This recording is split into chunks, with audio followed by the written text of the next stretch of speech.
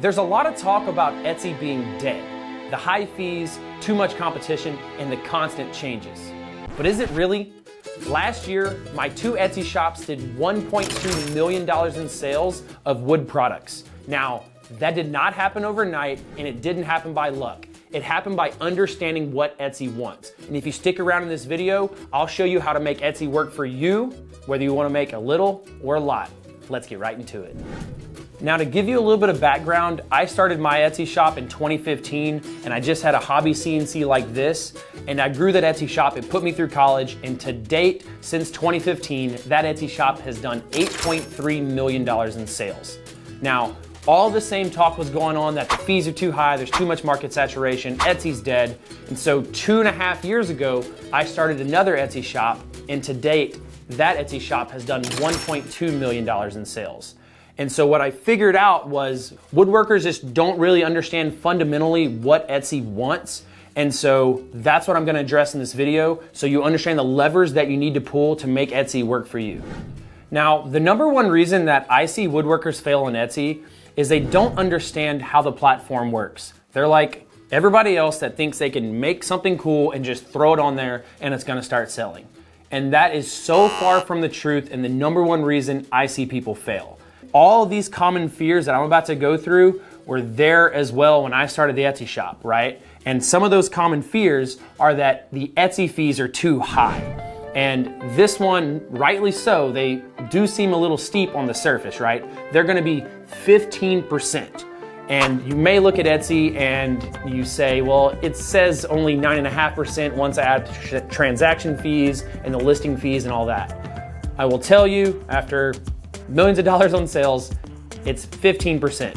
What I will also say, as I progressed in my woodworking journey, in my business journey, I understood that 15% is really not that bad.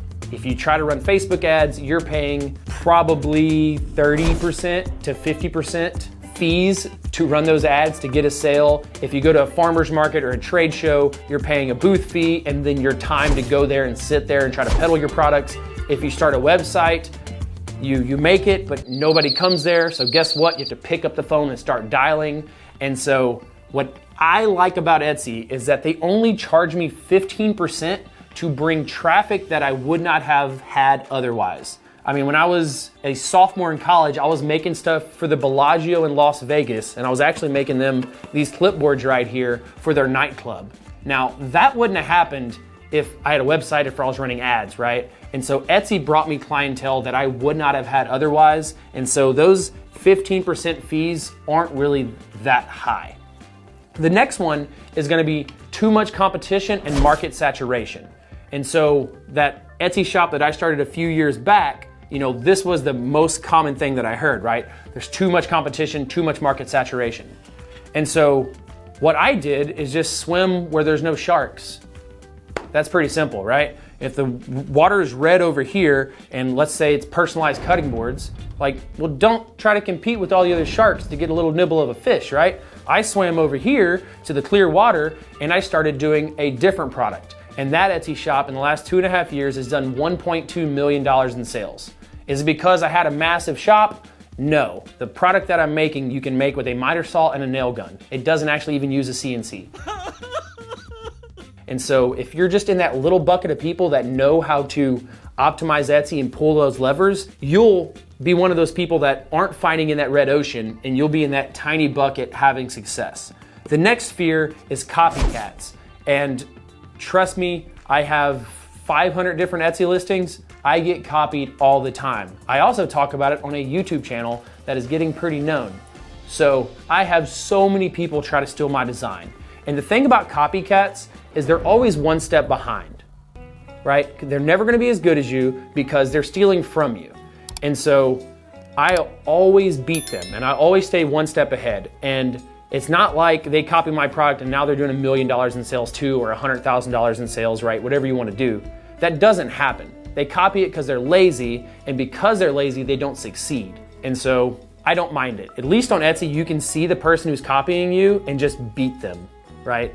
If you did it at a farmer's market, they may be in a better position than you and actually outsell you if they copied your product. And so I actually like Etsy because if somebody does copy me, I can beat them because I turn the levers a lot better than they do.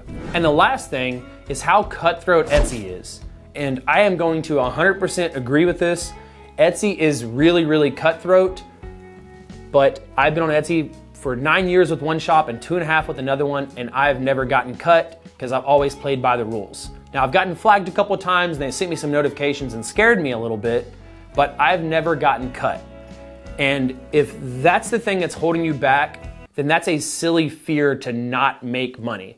So imagine if I'd never put my shop on Etsy because I was worried they were gonna cut me. That would have been a $9.5 million mistake. Now if they cut me, cool, I've still made $9.5 million that I would not have had otherwise. And so to combat that, get it up, they don't charge you a setup fee, they only charge you when you sell something. And so if you get it up, even if you only do $1,000 on there and then they cut you, you still made $1,000 that you wouldn't have otherwise, right? No big deal. And so why I like Etsy, it's because it sends you business you wouldn't have had otherwise. You don't have to understand a lot about marketing. You don't have to understand ads, Facebook ads. You don't have to go to places to try to sell stuff. They bring people to you. The shop is pretty dang easy to set up. It should only take you about 4 hours. And so it's not like you're at a huge loss, right? You can drink a cup of coffee and do it in a morning or an evening and you're fine. And the other thing that I love to use Etsy for that I don't think people understand, and this is kind of a little pro tip here, I like to use it as a lead funnel. And so let's just say you're selling, I don't know, whiskey smokers, right? And so that's a common thing now, but you're selling whiskey smokers. Oh yeah, that's good whiskey. Much, much better than that. And you're selling them on Etsy and a restaurant buys it, or a bar, or a nightclub, whatever. They buy it, Jay's Tavern. Jay's Tavern reaches out, buys your whiskey smoker. You know what you do? You call Jay's Tavern because you see that they ordered. You call them up and say, hey, is Jay there? Like, oh yeah, he's in the back, right? And you say, hey Jay, you just bought one of my whiskey smokers, man. I hope you love it. Are you interested in more? Or do you know somebody that you can refer me to that may be interested in these smokers? And you know what Jay goes? Oh yeah, man, Blue Jay's Tavern right down the street, or the Tilted Pint right down the other street. And so I've always used it as a lead funnel to get more traffic to my business. And so imagine this is crazy. You're selling that whiskey smoker, you sell it for 20 bucks, so you make 10 bucks. And then you also get a lead that turns into another couple $100. And so Etsy is literally paying you to get leads for your business. And so that's what I've used it for now as I've grown. But initially, it was all in on Etsy. But now I've grown it, I've used it to accumulate leads, and now I have a business that is self-sustaining that's not all on Etsy. So if that's another fear of yours, that just got debunked. You can grow outside of Etsy. What you have to fundamentally understand is how Etsy works and what it wants to see. And there's 3 levers that I've seen as I've progressed through Etsy that you can start turning. The very first one is about focusing on one thing and niching down. And you've heard me talk about this time and time again if you've watched the channel. And what that focus is focusing on just one product or one product line. I did my first $1 million in revenue off of one product just on Etsy. And then my next $2 to $5 million in sales have came off 2 products. So like I built that one and built another one, and 2 products have gotten me a little over $5 million in sales. And so by focusing on 1 to 2 products or one product line, you beat everybody. How do I know? I've done it. And a lot of people try to copy me, but guess what? They make wrenches and clipboards and computers, and so they can only be so good at each one. And since I only made one thing, I just constantly took better photos, tweaked my listing, treated my customers royally, made a fantastic product. And the reason Etsy likes that is because they understand what your shop is about. And so if you're doing computers and wrenches and clipboards, they don't know who to show. They don't know to show the nerd who loves computers, mechanic who loves wrenches, or the teacher that loves clipboards. But if you only did clipboards on Etsy, which is what I originally did in 2015, guess what? They'll show it to teachers and spas and orthodontists, contractors and dairy judgers because they need a little clipboard to do dairy judging on. And so they know who's looking for clipboards and they know your shop is serving up clipboards. And so that is the biggest proponent, that number one gear that turns everything else. And so if your shop has 10 different things and they're all different in different categories, you're not gonna have a lot of Etsy success. Now, the other two gears, they're a little more detail oriented. And those gears are gonna be traffic and conversion. Let's get into it. Traffic is about getting seen on Etsy and getting clicked. And so you're trying to get somebody to find your listing and click on it. Now, the couple main drivers about the traffic lever is that you need to create multiple listings. And so a lot of people make the mistake of only creating one listing, and I coined it as the shotgun method, where you need to create multiple listings. And so right here, this is a wooden clipboard made from walnut, okay? And so what you do, since Etsy is occasion-based and not search-based, and I'll explain that while I'm talking about this, is you need to make multiple listings of this same clipboard. And so this is not just a walnut clipboard, it is a teacher gift. It is a personalized gift. It is a spa gift. It is a walnut clipboard. It is a wooden clipboard.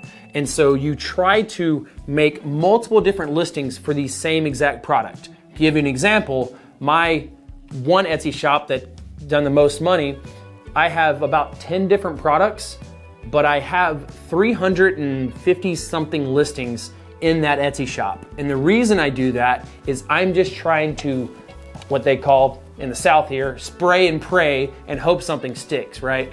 And so that's what I'm doing when I'm creating these listings. And if I understand the concept that Etsy is occasion-based and not search-based, then I put all those different occasions inside the tags and the title when I am creating that listing. And that's been one of the main drivers of my success. The second main driver of my success in the traffic is now that Etsy is showing my stuff because I have multiple listings and the tags and titles have occasion-based themes, I am then having a fantastic photo.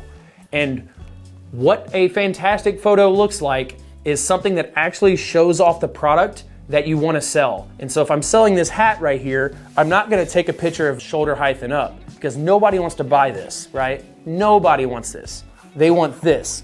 And so you set it down, you take a good angle, and you really show off the product that you want to sell and nothing else. A lot of people make this mistake when they sell cutting boards. They'll put all this meat on top or fruit on top or whatever to spark an emotional connection.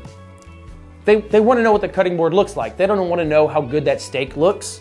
There's some caveat to that, but most of the time on Etsy, you want to just show off the product. And so the product success will depend 90% on how good that photo is. If you nail the tags and the title, 90% of its success will come from how good that first photo is, that hero photo, that main photo. And so I spend 40 to 80 hours on just trying to get the best photo shown on Etsy because the best photo will win. A great product with bad photos will lose every single time to a bad product with great photos. You can't sell a gold bar on Etsy if you don't have good photos of it, right?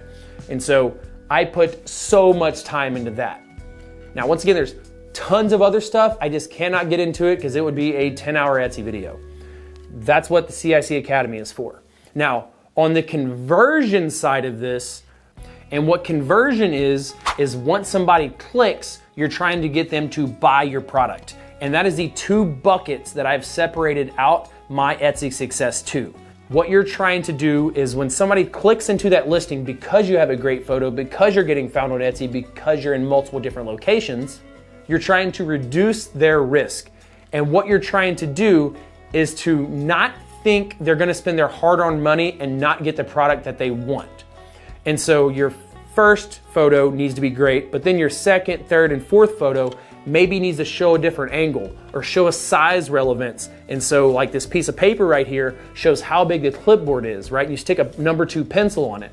And so now they see the first photo, which is amazing. The second photo is a different angle. Then there's a detail shot. So the third photo is like a close-up. The fourth photo is a size relevance, and it shows that it's a 12 by 9.5 inch clipboard. And so that is this reducing the risk of that person. They're like, oh, okay, I know how big it is. I know what it looks like. I know that it's made of real wood.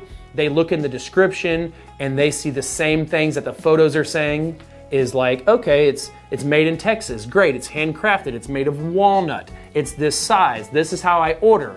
And so their risk is going so far down. They're like, okay, great. The next thing you're looking for is the reviews. And so if you are an Etsy shop owner, the best thing you can do is try to get reviews. And if you don't have many, you need to be asking with a wooden thank you note every single time you make a sale, because it is so important to get reviews so that customer that's looking at that listing that you worked so hard for to get just to get found on Etsy, they click into it and they're like, oh, photos match, great description, I know what I'm getting. What are other people saying about this, right? And so everything's kind of working in your favor, you're converting them, and then they look at the price. You need to make it easy as possible for that person to click add to cart. And so if you have 30 different options, that's a no-no. You need to have max of 5, because when they see 30 different options, they get overwhelmed. You don't need to have every type of wood that's in the world there, right? Maple cherry walnut, or dark walnut stain, golden pecan stain, red oak stain, maybe espresso, right? Very simple, different options there, because if it's complicated, they'll go find somebody else that makes it easier for them to order. And so whenever you think of traffic, think of getting found on Etsy, letting Etsy know what the heck you're selling, and having somebody understand what it is from that main photo and clicking. And then once they're in there, once again, everybody works hard for their money. They all love their money. And so they're like, is what I am seeing on this photo what I'm gonna get? Do other people like it too? And do I understand what the heck I am ordering, and is the price good?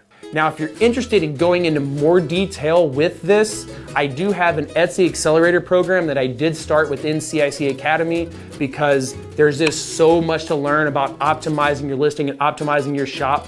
I made this step-by-step guide, and if you are interested, you get a 7-day free trial. You can come in, it's all open, you can access everything, learn as much as you want and get the heck out. But I'm willing to bet you learn so much you want to stick around, because we do a live Q&A every single week on there, and you get so much information. If there's anything that I don't answer, you can ask in the live Q&A. So if you are interested in making money on Etsy and want to grow it and learn everything that I have done to grow my Etsy shop over the years, check out CIC Academy and the Etsy Accelerator program. We are just launching it.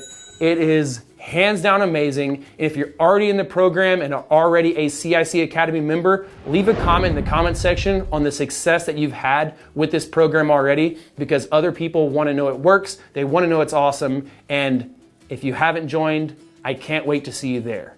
Now, I hope you left this video with more knowledge than when you started. And as always, guys, remember, if you ain't cutting it close, you ain't cutting it right.